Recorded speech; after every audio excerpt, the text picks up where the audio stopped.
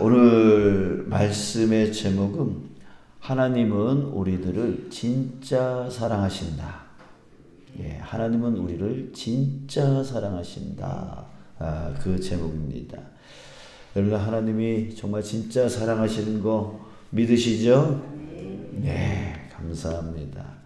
자, 그런데요, 오늘 본문 말씀에 그날에 라고 하는 이 말이 4번씩 반복되어집니다. 이 그날이라고 하는 것은 바로 우리가 잘 알고 있듯이 심판의 날 얘기를 해요. 그러니까 그동안의 모든 일을 정리하고 결과가 나오는 날, 결론이 이제 맺어지는 날, 그날이 바로 심판의 날, 그날인 것이죠. 자, 근데 그날 어떤 일이 일어납니까? 오늘 본문의 1절에 보니까 본문 27장 1절에 보니까 그날에 여호와께서 그의 견고하고 크고 강한 칼로 날랜 뱀 리워야단 곧 꼬불꼬불한 뱀 리워야단을 벌하시며 바다에 있는 용을 죽이시리라. 여기서 리워야단 또 바다에 있는 용, 이것은 바로 그 당시의 열강이었던 아수르 제국, 바벨론 제국, 그리고 이집트를 말한다고 해요. 자, 그러니까 이들은 누굽니까? 바로 하나님의 백성 이스라엘을 괴롭히고 그들을 멸망케 했던 그런 열강, 그런 나라들이었죠. 그러니까 그 날에, 그 심판의 날에 그 열강들을 죽이시리라. 그들을 오히려 멸망케 하실 것이다 라고 하는 말씀입니다. 자, 그러면은 이스라엘 백성들은 어떻게 합니까? 그날에 2절 3절에 보니까 그날에 너희는 아름다운 포도원을 두고 노래를 부를지어다. 나 여호와는 포도원 지기가 되며 때때로 물을 주며 밤낮으로 간수하여 아무든지 이를 해치지 못하게 하리로다. 자, 이스라엘 백성, 하나님의 백성을 포도원에 두고 하나님께서 포도원 지기가 되어 주시겠다는 거예요. 포도원 지기는 그 포도원을 관리하고 보호하는 그런 역할을 하잖아요. 그러니까 하나님의 백성을 이렇게 관리해 주고 보호해 주겠다라고 하는 것이죠. 자, 그런데 여러분 이상하지 않습니까? 우리가 지금까지 계속 이사야서를 보아왔는데요. 하나님께서 이스라엘을 어떻게 다뤄오셨어요? 계속 경고하시고 그리고 징계를 예언하셨어요. 이게 그 열강을 통해서 주변의 열강 아수르, 바벨론, 이집트를 통해서 계속해서 너희들을 징계하겠다라고 하는 그런 경고를 하셨단 말이에요. 그리고 실질적으로 그 이스라엘 백성들은 그 아수르 제국과 바벨론 제국 또 이집트에 의해서 정말 휘둘리고 또 멸망당하고 괴롭힘을 당하고 그렇게 되었던 것이죠. 자, 그런데 이제 다시 그렇게 경고하시면서 징계를 하시겠다고 하면서 또 징계를 하셨던 그 하나님이 이제 와서 다시 그날에, 그 심판의 날에 이스라엘을 다시 회복시키시고 또 관리해 주면서 보호해 주시겠다 이렇게 말씀하고 있다는 얘기죠. 자, 여러분들 이것을 우리가 볼 때에 오해를 할 수가 있습니다. 하나님은 왜 이랬다 저랬다 하지? 왜 하나님은 감정 기복이 심하신 분인가? 왜 자기 생각대로 막 하시는 거야? 왜 하나님은 폭군 아닌가? 폭군이 아닌가? 이런 생각을 하게 되어져요. 자, 여러분들 이것은요, 우리 이렇게 생각해 볼 수가 있습니다. 우리 철이 아직 들지 않은 자녀가 부모에 대해서, 엄마에 대해서 이렇게 오해를 합니다. 우리 엄마는 나를 사랑하지 않아. 엄마는 맨날 나보고 뭐라 그러고 잔소리만 하고, 그럴 거면 집 나가! 뭐 이런 소리만 하고, 그래. 아무튼 철들지 않은 그 자녀는 항상 엄마의 그 잔소리를 오해를 합니다. 엄마가 나를 사랑하지 않아서 맨날 뭐 때린다느니 뭐 맨날 욕한다느니 이럴 거면 나가서 뒤져라라고 뭐 말한다느니 막 이렇게 엄마의 사랑을 오해를 하죠. 자, 여러분 그렇습니다. 예, 하나님에 대한 우리의 오해는 바로 우리의 미성숙 때문입니다. 예, 하나님은 그런 분이 아니죠. 우리 요한일서 4장 16절에 보면 뭐라 그래요?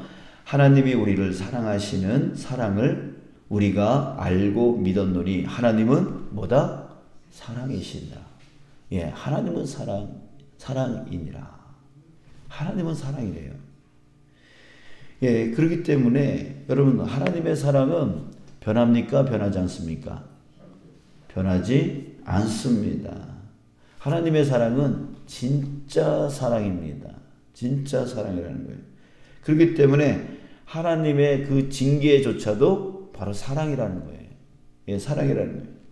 여러분들 하나님의 사랑은 하나님의 징계는 미워서 하는 징계가 아니에요. 예, 그리고 원수에게 복수하듯 하는 징계가 아니라는 거예요. 그리고 징계를 위한 징계가 아니에요. 괴롭히기 위한 징계가 아니라는 거예요. 뭐 하기 위한 징계입니까? 고쳐주기 위한 징계인 거예요. 바로 하나님의 징계는 사랑의 징계라고 하는 것이죠. 여러분들 그것을 우리 반드시 깨닫는 저와 여러분들 되시길 원합니다. 아멘. 예, 요즘 부모들의 사랑이 여러분들 진짜 사랑입니까? 예, 요즘 교권이 무너졌다라고 하는 그런 얘기가 왜 나옵니까? 자녀의 문제이기보다 먼저 부모의 문제가 더 큰 것 같습니다.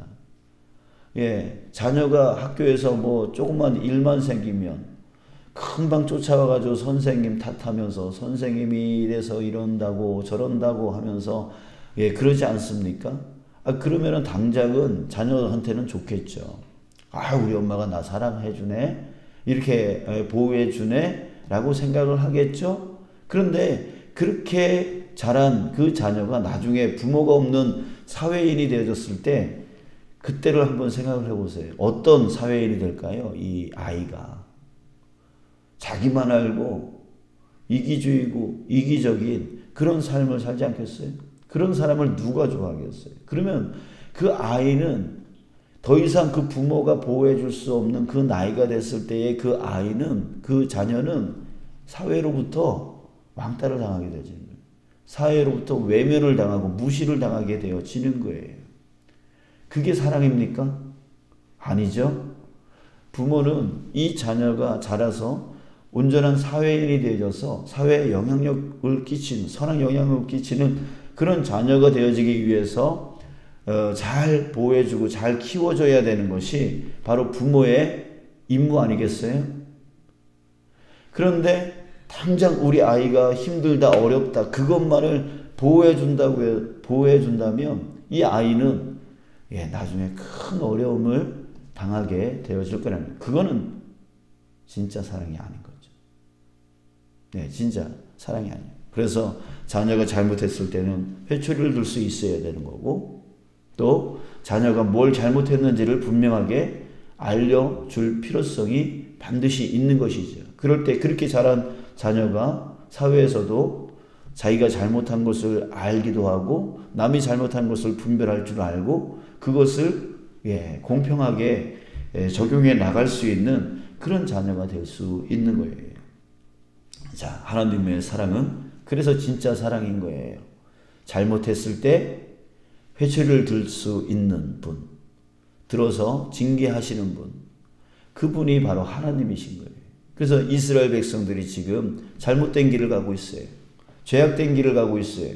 그럴 때에 그래 괜찮아 하는 게 진짜 사랑이겠냐 이거죠. 아니죠. 바로 징계하는 하나님이 바로 진짜 사랑인 거예요. 자, 여러분, 우리 하나님이 정말 우리를 진짜 사랑하시는 하나님이심을 여러분들 정말 믿으시기 주님의 이름으로 축복합니다. 아멘. 네, 그래요. 그렇습니다. 그러기에 우리는 이런 자세를 가져야 돼요. 내게 찾아온 고난에 대한 자세를 잘 가지고 있어야 돼요. 그 내게 찾아온 고난을 우리는 어떻게 볼 것인가 라고 하는 것이죠. 자, 그것은 바로 하나님이 나를 사랑하셔서 나를 고치시기 위한 하나님의 징계구나. 우리 이 자세를 먼저 가지고 있어야 되는 거예요.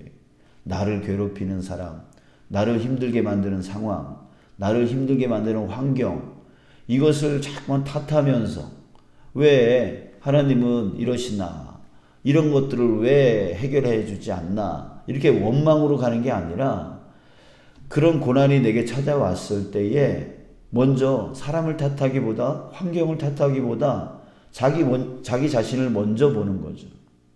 예. 혹 내가 하나님 앞에 잘못된 것은 없나? 내가 온전한 길을 지금 가고 있나? 라고 하는 자기 자신을 먼저 보는 자가 바로 성숙한 자라고 하는 거예요. 이게 철없는 사람은 먼저 주변을 먼저 탓합니다. 그러나 성숙된 자는 어떤 자였냐면 바로 자신을 먼저 보는 자인 거죠. 내 잘못은 없나? 그게 바로 성숙한 자이고 그 성숙한 자가 바로 또 성장을 일으킬 수 있어요. 왜? 자기를 고치니까요. 예, 자기를 고치니까 또 성장할 수 있게 되어지는 것이죠. 자, 사랑하는 여러분, 내게 찾아온 고난을 성장의 기회로, 성숙의 기회로 만드는 자 되어지길 원합니다. 아멘. 예, 그러기 위해서는 내 안에 기본이 되어 있어야 돼요. 뭐예요? 어떤 기본? 하나님은 정말 나를 사랑하신다. 이 기본이 깔려 있어야 고난이 찾아와도 또 어떤 기쁨이 찾아와도 낙심하거나 교만하지 않게 되어지고 자기 자신을 그걸 통해서 더 성장시켜 나간다고요. 더 성숙시켜 나간다고요. 예, 우리가 그렇게 되어지길 원합니다. 자, 또 한 가지는 여기 그날에 대한 이 말씀은요, 우리로 하여금 소망을 가지게 하죠. 왜요? 지금 고난 가운데 있더라도 결국에는 어떻게 된다? 결국 하나님께서 나의 포도원지기가 되어주셔서 나를 보호해 주시고 나를 인도해 주신다. 이것이 우리에게 소망이 되어지는 거예요. 사랑하는 여러분, 여러분들 가운데 혹 지금의 삶이 너무 고난스럽다, 너무 힘들다, 예, 그래서 마음이 낙심되어진다라고 할 때 우리 주님의 사랑을 바라보기를 원합니다. 주님은 결국 나에게 어떻게 하시겠나요? 포도원지기가 되어주셔서 나를 지켜주신다. 나를 인도해 주신다. 이것을 우리 소망으로 삼고 예, 희망 가운데 살아가는 또 지금의 고난을 견디어 승리해 나갈 수 있는 저와 여러분들 되시길 원합니다. 자, 또 한 가지 우리 이 하나님의 사랑을 우리가 좀 배웠으면 좋겠습니다. 여러분들 우리도 가끔씩 남의 잘못을 말하거나 또 남의 잘못을 경책하고 또 비판할 때가 있어요. 자, 그런데 그 비판이 어떤 비판입니까? 정말 하나님께서 나를 사랑하여 주시기에 나를 징계하신다라고 했어요. 그런 것처럼 우리도 남을 징계하거나 남의 잘못을 비판할 때에 그것이 정말 사랑을 기본으로 한 저 사람을 고쳐주고 싶은 그런 사랑의 마음이 내 안에 깊이 있냐라고 하는 거예요. 그냥 단지 가십거리로, 예, 그렇게 남 비판하는 거, 남 씹는 거, 예, 씹을 때 막 기분이 좋죠. 남을 깎아내릴 때 왠지 속에서 희열이 느껴지죠.